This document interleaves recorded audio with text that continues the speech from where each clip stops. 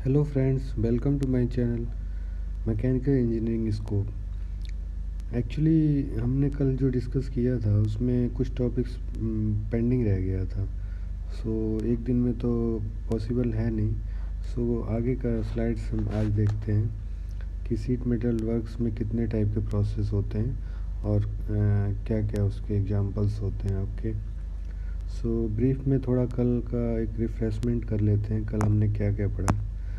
ये तो seat metals का टाइप ऑफ प्रोसेसेस हो गए, डाई असेंबलीज हो गए, ब्लैंकिंग हमने देखा, पंचिंग देखा, ड्राइंग ऑपरेशन देखा, बेंडिंग ऑपरेशन हमने देखा विद एग्जांपल, एंड क्वाइनिंग हमने देख लिया कि क्वाइनिंग ऑपरेशन क्या होता है। उसके बाद नोचिंग ऑपरेशन देखा। आई थिंक ये लास्ट स्लाइड था हमारा, नोचिंग ऑपरेशन, कि नोचिंग प्रोसेस क्या होता है। ये रॉ सीट है और ये नोचिंग ऑपरेशन के बाद की प्रोफाइल है, ये फिनिश पार्ट्स है। उसके बाद हम चलते हैं कि हमारा नेक्स्ट प्रोसेस क्या है, ट्रिमिंग।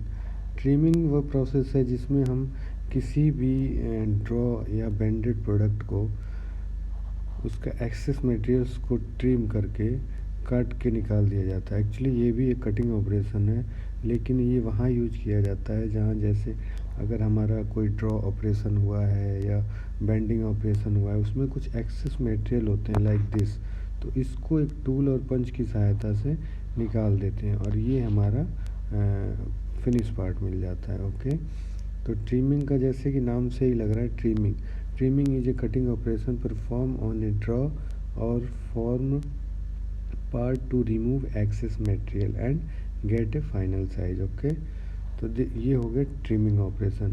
ये हमारा स्क्रैप हो गया, ये हमारा finish part. Next, lancing and slitting. Lancing and slitting एक ही स्लाइड पे इसलिए दिया गया है कि ये दोनों का प्रोसेस सेम है और दोनों एक दूसरे से मिलते जुलते हैं। जैसे कि हम देख सकते हैं, जो हमारा जो लांसिंग ऑपरेशन में कुछ नहीं है, create a partially cut in the seat without removing any scrap from seat. मतलब एक नॉर्मली कट किया जाता है और उसी में उसका स्क्रैप जुड़ा रहता है, स्क्रैप बाहर नहीं आता है।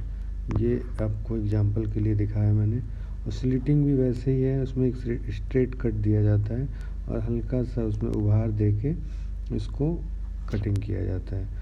तो ये आपने जनरली एग्जांपल के लिए देखा होगा आपने, ये जो जनरली एसी और जो आपकी विंडो एसीज वगैरह रहती हैं, वो उसमें ये सब यूज किया जाता है, स्लिटिंग और लांसिंग प्रोसेस का। नेक्स्ट है roll forming. Roll forming is बहुत ही मेजर ऑपरेशन है इन सीट मेटल प्रोसेस में। इसमें हमें लॉन्ग प्रोफाइल्स बनाने के लिए हम रोल फॉर्मिंग का यूज करते हैं। उसमें कॉइल्स आते हैं, बड़े बड़े रोल आते हैं और उससे कॉइल्स को रोल फॉर्मिंग मशीन के थ्रू गुजार के और उसको मनचाहा से प्राप्त किया जाता है। जैसे ये सीट है रॉ मटेरियल और इसको दो रोलर्स के बीच में गुजारते हैं। रोलर्स का शेप चेंज होता रहता है डायमेंशन के हिसाब से, कहीं इस पर कम प्रेशर, इस पर ज़्यादा प्रेशर, इस पर कम, ऐसे इंक्रीज डिक्रीज होते होते यहाँ हमें फाइनल प्रोडक्ट प्राप्त होता है। ये रोलिंग प्रोसेस का वो है एग्जाम्पल। इसके बाद हम देख सकते हैं कि रोलिंग प्रोफाइल, इस टाइप की प्रोफाइल जो होती हैं और इस टाइप का शेप होता है, वो सारा हमें रिसीव होता है इस टाइप रोलिंग प्रोसेस में। ये वहाँ यूज किया जाता है जहाँ हमें छोटे पार्ट्स नहीं, लॉन्ग मीटर्स में या लॉन्ग प्रोफाइल्स का यूज किया जाता है, वहाँ हम इसको रोलिंग प्रोसेस को यूज करते हैं। उसके बाद आता है बफिंग। बफिंग एक सीट मेटल प्रोसेस में बहुत ही इम्पोर्टेंट प्रोसेस होता है, क्योंकि ब्लैंकिंग, पंचिंग, पियर्सिंग और ट्रिमिंग, ये सारे ऑपरेशन होने के बाद उनकी जो कटिंग एजेज पे बर आती हैं, बर या एक्स्ट्रा मटेरियल्स रहता है, उसको रिमूव करने के लिए और उनकी शार्पनेस एलिमिनेट करने के लिए हम वो यूज करते हैं बफिंग प्रोसेस। बफिंग प्रोसेस में क्या होता है कि एक बफिंग व्हील होता है जो कि जिसके ऊपर हम पार्ट्स को बफ़ करके और एक्स्ट्रा मटेरियल को रिमूव करते हैं.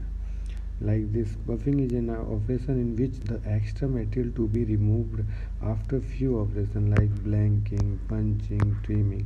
क्योंकि इन सब प्रोसेस होने के बाद हमें बफिंग का रिक्वायरमेंट होता ही होता है, क्योंकि वो फिनिश प्रोडक्ट में कंसीडर नहीं होता है. आफ्टर बफिंग हम लोग कंसीडर करते हैं बफिंग में, बिकॉज शार्पनेस, बर, ये सब रिमूव हो जाता है.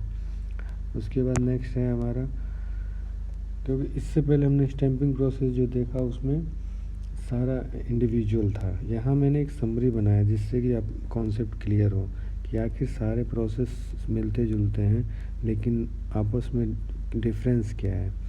तो मैंने यहाँ पे बनाया blanking, punching, drawing, bending, trimming, coining and ये नोचिंग.